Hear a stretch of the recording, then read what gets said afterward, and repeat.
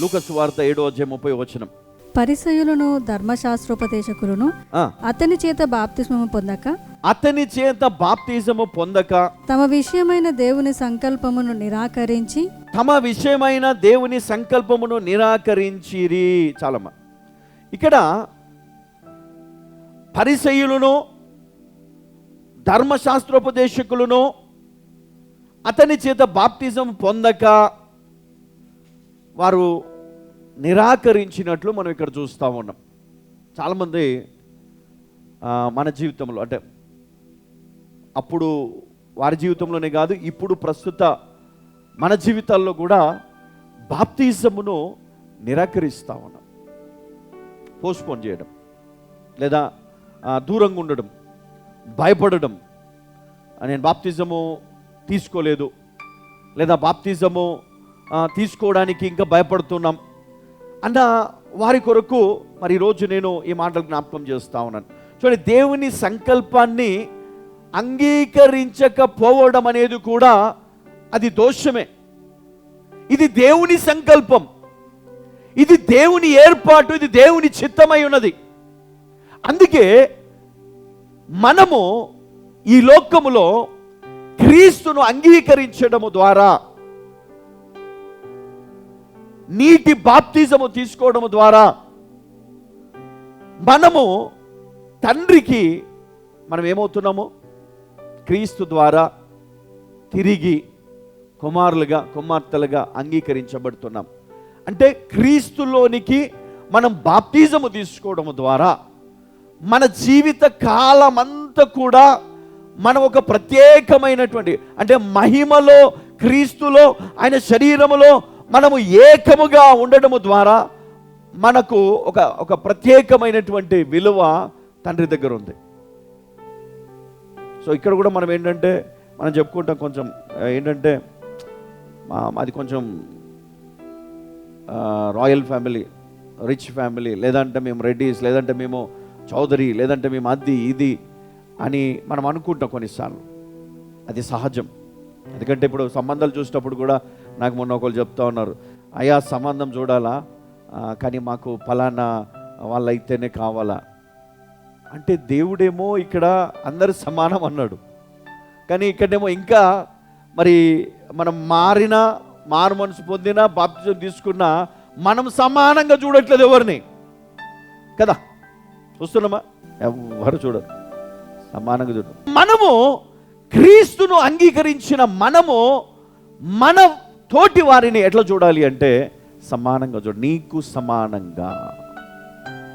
నువ్వు ఎప్పుడైతే నువ్వు చూడవో దేవుని దగ్గర నీ లెవెల్ చాలా తక్కువ ఉంటుంది, అక్కడ చాలా కింద ఉంటుంది నీ లెవెల్. దీన్ని గనక మనం గమనించకపోతే మన లైఫ్లో మనం ఎప్పుడు కూడా మనం బ్లెస్ అవ్వము.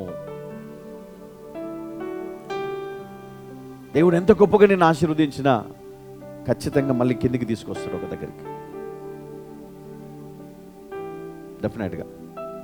అందుకే క్రీస్తు శరీరంలో భేదము లేదని పౌలు గారు మరి ఇక్కడ మనకు జ్ఞాపకం చేస్తూ ఉన్నారు.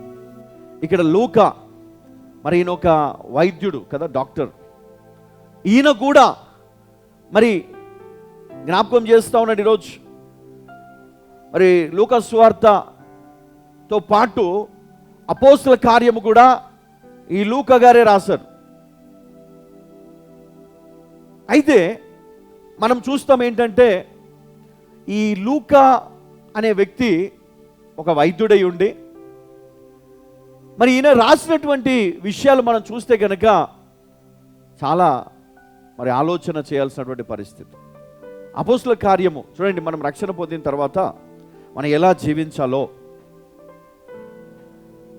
ఎలా సమస్యలను అధిగమించాలో, ఎలా మన దోషాన్ని క్రీస్తులో మనము ఆయన రక్తంతో కడుక్కోవచ్చో, వాటి గురించి అనేక విషయాలు మరి ఈ అపోస్తల కార్యంలో, లూకా సువార్తలో మరి ఆయన ప్రస్తావించడం జరిగింది.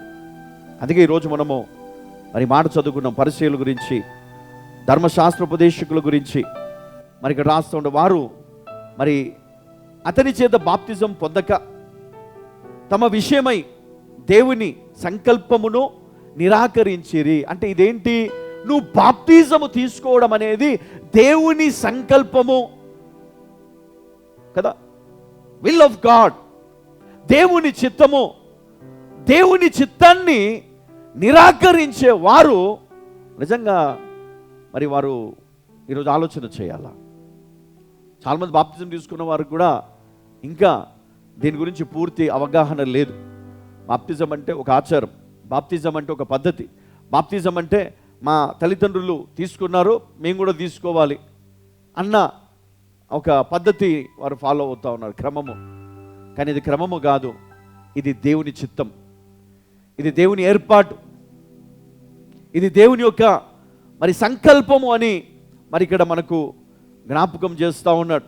కాబట్టి ఈరోజు బాప్తిజము తీసుకోవాలనుకున్న వారు లేదా తీసుకున్న వారు మరి గ్రహించాల్సిన విషయం ఏంటంటే, ఒక్కసారి నువ్వు బాప్తిజం తీసుకుంటే క్రీస్తును నువ్వు ధరించుకుంటున్నావు. కాబట్టి ఆయనలో ఎంతమంది అయితే బాప్తిజం తీసుకుంటున్నారో వారందరూ కూడా సమాన మరి అర్హతను పొందినవారు.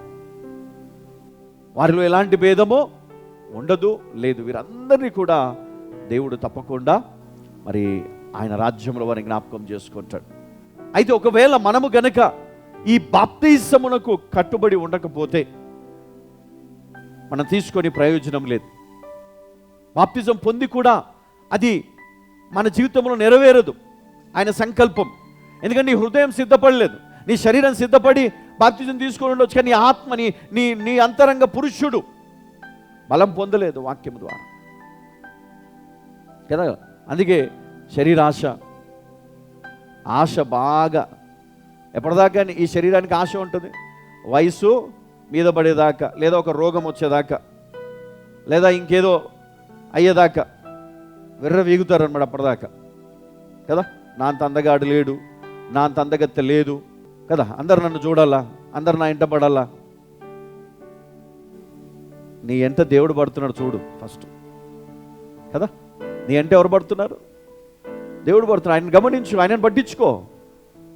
ఆయనను పట్టించుకుంటే అప్పుడు నీ లైఫ్ మహిమలోనికి వెళ్తుంది. మహిమ నుండి అధిక మహిమలోనికి దేవుడు నడిపిస్తాడు. ముందు మనం ఆయనకి ఇయ్యాలంట. హల్లెలూయా.